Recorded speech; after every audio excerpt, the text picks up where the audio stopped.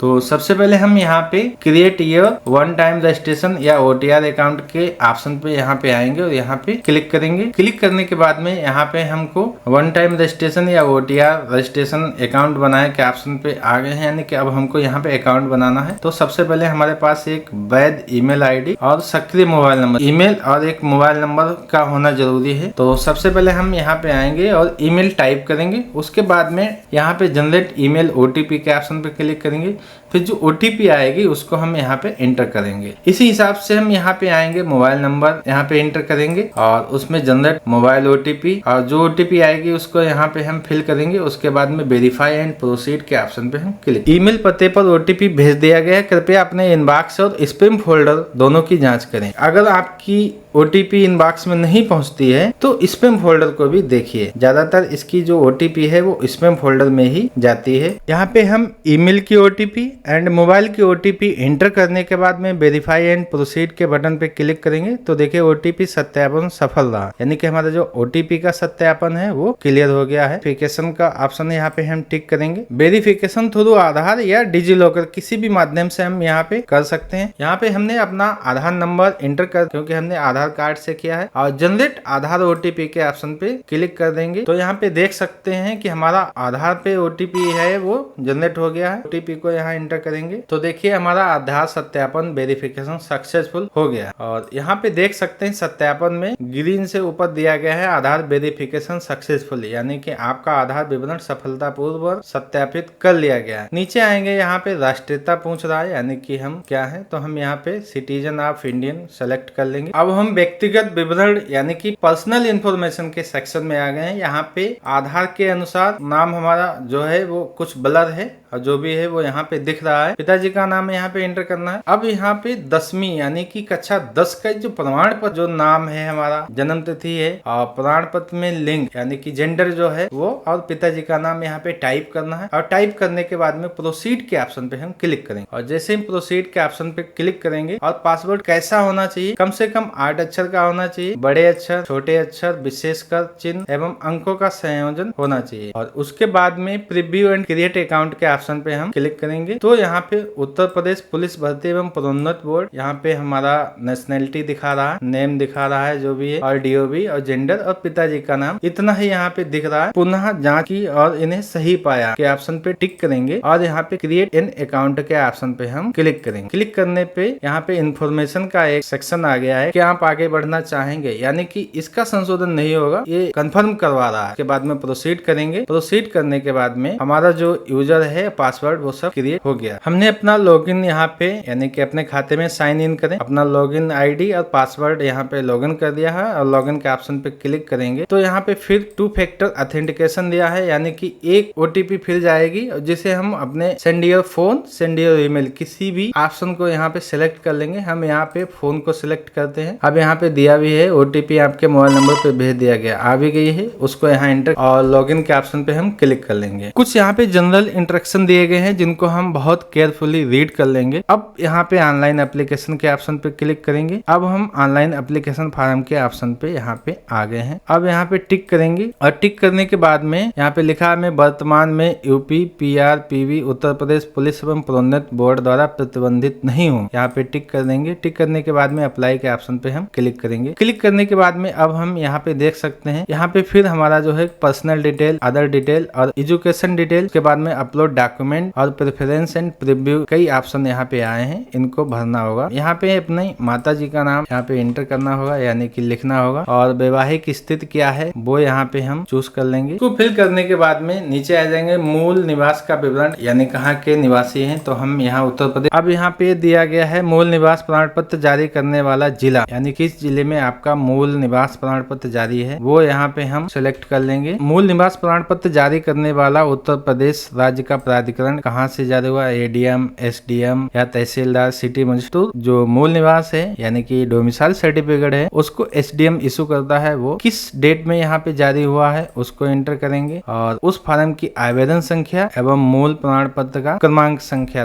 दोनों यहाँ पे एंटर होंगे। उसके बाद में नीचे आ जाएंगे हम, यहाँ पे कैटेगरी सिलेक्ट सिलेक्ट करने का ऑप्शन है जनरल है, SC है, ST है, OBC है या EWC है, या तो फिर आप EWC हैं। जो भी आपकी कैटेगरी है वो सेलेक्ट कर लेंगे। यहाँ पे ये दिया गया है केवल उन श्रेणियों के अभ्यर्थी आरक्षण के लिए पात्र हैं जो उत्तर प्रदेश के निवासी एवं SC, ST, OBC हैं, EWS के रूप में मान्यता दी गई है। यानी कि कोई भी कैंडिडेट ऐसा है जो अदर राज्य का है और वो EWS या SC, ST, OBC में किसी दूसरे राज्य का निवासी है और वो यूपी में लाभ लेना चाहता है तो वो इसके लिए एलिजिबल नहीं होगा। इसके बाद में यहाँ पे पता विवरण में आ जाएंगे। यहाँ पे करेंट एड्रेस और परमानेंट एड्रेस जो भी होगा वो हम यहाँ पे एंटर कर देंगे और एंटर करने के बाद साथ साथ यहाँ पे पुलिस स्टेशन, पिन कोड, व्यक्तिगत विवरण में आ जाएंगे हम। यहाँ पे पर्सनल इंफॉर्मेशन में बहुत सी चीजें जो OTR में मांगी गई वो ऑटोमेटिक फिल है। यहाँ पे सिर्फ माता जी का नाम यानी मदर नेम और वैवाहिक स्थिति यहाँ पे फिल करनी है और आपका अगर पत्राचार का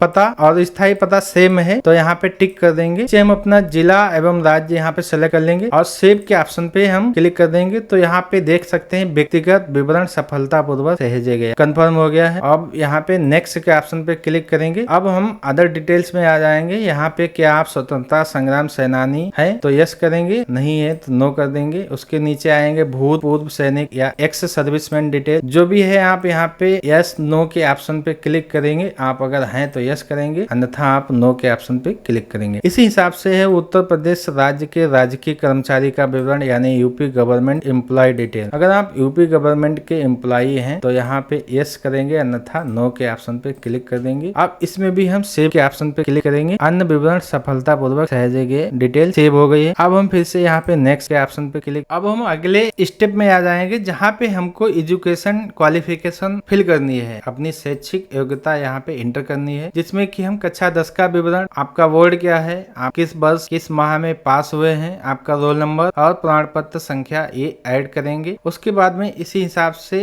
इंटर का और उसी हिसाब से हम bachelor degree, BA, BSc, BCom जो भी है वो सारा सब कुछ ऐड करेंगे सेम, अपना यूनिवर्सिटी या बोर्ड, उसके बाद में पासिंग ईयर्स, मंथ और रोल नंबर और सर्टिफिकेट संख्या ऐड करेंगे। इस हिसाब से हम देख सकते हैं हमने कक्षा 10 का जो है कि वो डिटेल यहाँ पे फिल कर ली है, कक्षा 12 की और बैचलर डिग्री जो भी है हमारी वो सारी डिटेल फिल कर ली है, जिसमें कि हमने रोल नंबर, प्रमाण पत्र संख्या, किस बोर्ड से पास किया है वो और किस डेट में पास हुए हैं, वो इतनी चीजें यहाँ पे फिल करनी है। उसके बाद में नेक्स्ट के ऑप्शन पे क्लिक करेंगे, तब हम देखेंगे यहाँ पे हमारा जो एजुकेशन डिटेल है वो भी यहाँ पे फिल हो चुकी है। अब इसके बाद में हम यहाँ पे आ जाएंगे, कुछ सर्टिफिकेट यहाँ पे हमको अपलोड करने हैं, जैसे कास्ट सर्टिफिकेट अगर कैटेगरी में आते हो SC, ST, OBC में, और डोमिसाइल सर्टिफिकेट। इसके बाद में हम देखेंगे कक्षा 10 का सर्टिफिकेट और मार्कशीट अगर अलग अलग हैं तो, और अगर एक में ही है तब भी यहाँ पे दोनों अपलोड करने होंगे, सेम भी अपलोड कर सकते हो। इसी हिसाब से कक्षा 12 का है और बैचलर डिग्री का भी सेम ही यहाँ पे प्रोसेस दिया गया है। अब सारा प्रोसेस यहाँ पे जाएंगे हम और कास्ट सर्टिफिकेट जो अपलोड करना है यहाँ पे कहाँ पे है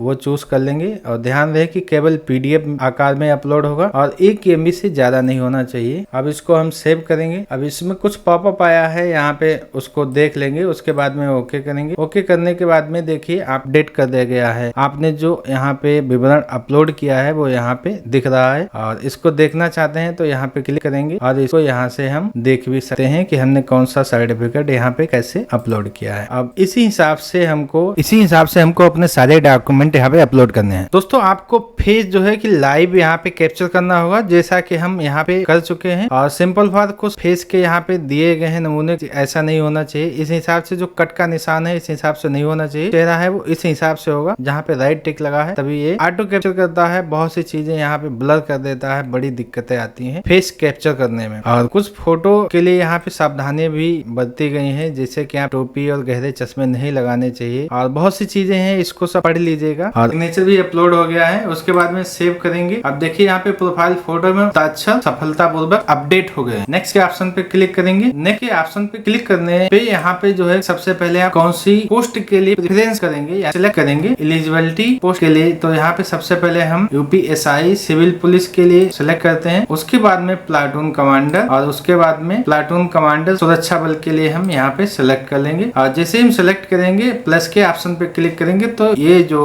वरीयता क्रम है आवेदित पदों का वरीयता क्रम सिलेक्ट करने के बाद में नीचे आएंगे, यहाँ पे लिखा है मैंने जिन पदों के लिए आवेदन करने में रुचि रखता हूँ वही सब यहाँ पे टिक कर देंगे। उसके बाद में आपके पास में कंप्यूटर का O लेवल का सर्टिफिकेट है तो यस करिए, अन्यथा नो करिए। ट्यूटोरियल आर्मी सेवा दी है, जो भी ऑप्शन ये नीचे दिए गए हैं यहाँ पे राष्ट्रीय कैडेट कोर का बी प्रमाण पत्र है तो यस करिए, अन्यथा नो कर दीजिए। हमारे केस में नहीं है तो हम नो कर देते हैं और नीचे आ जाएंगे। यहाँ पे जो भी ये ऑप्शन दिए गए हैं सब में टिक करना है, क्योंकि बगैर टिक के लेगा नहीं। उसके बाद में घोषणा करता हूँ अविवाहित विधुर, ये सब ऑप्शन में यस करना है। आप यस करने के बाद में नीचे इंटर ऑफ द पहले कहाँ से आप इस फॉर्म को भर रहे हैं वो ऑप्शन यहाँ पे इंटर करिएगा। इंटर करने के बाद में यहाँ पे जो है प्रीव्यू एप्लीकेशन के ऑप्शन पे क्लिक करेंगे तो यहाँ पे उत्तर प्रदेश पुलिस भर्ती बोर्ड एवं प्रोन्नत में ये हमारा जो आवेदन है वो प्रीव्यू यहाँ पे दिख जाएगा, यानी कि सारी डिटेल्स यहाँ पे हमको प्रीव्यू में दिखा देगा। और इसको एक बार रिव्यू यहाँ से चेक कर लीजिएगा फुल डिटेल्स में, क्योंकि इसको चेक करने के बाद में यहाँ पे कोई भी करेक्शन नहीं होगा। और ध्यान रहे कि जो फोटो है हमारा वो लाइव ही कैप्चर करेगा, लैपटॉप, कैमरा, पीसी किसी से भी आप ऑनलाइन करेंगे तो वहीं से लेगा। और उसके बाद में यहाँ पे आ जाएंगे और आने के बाद में यहाँ अब नीचे आएंगे। यहाँ पे मैंने उपरोक्त विवरणों की पुनः जांच की है और उन्हें सही पाया है। अगर इनमें कोई भी करेक्शन करना है, कोई भी आप यहाँ पे कुछ भी करेक्शन करना चाहते हैं किसी भी ऑप्शन में तो एडिट के ऑप्शन पे आ जाएंगे, अन्यथा यहाँ पे हम क्लिक करेंगे। क्लिक करने के बाद में सबमिट बटन के ऑप्शन पे क्लिक कर देंगे और सबमिट करने के बाद में की जो फीस है उसको हम यहाँ, और फीस पे होने के बाद में यहाँ पे एप्लीकेशन हिस्ट्री में आ जाएंगे तो यहाँ पे registration number, post name, application status, payment status सब कुछ यहाँ पे शो हो जाएगा। इस केस में अभी हमने पे फीस जो है कि पे नहीं की है, क्योंकि अभी हम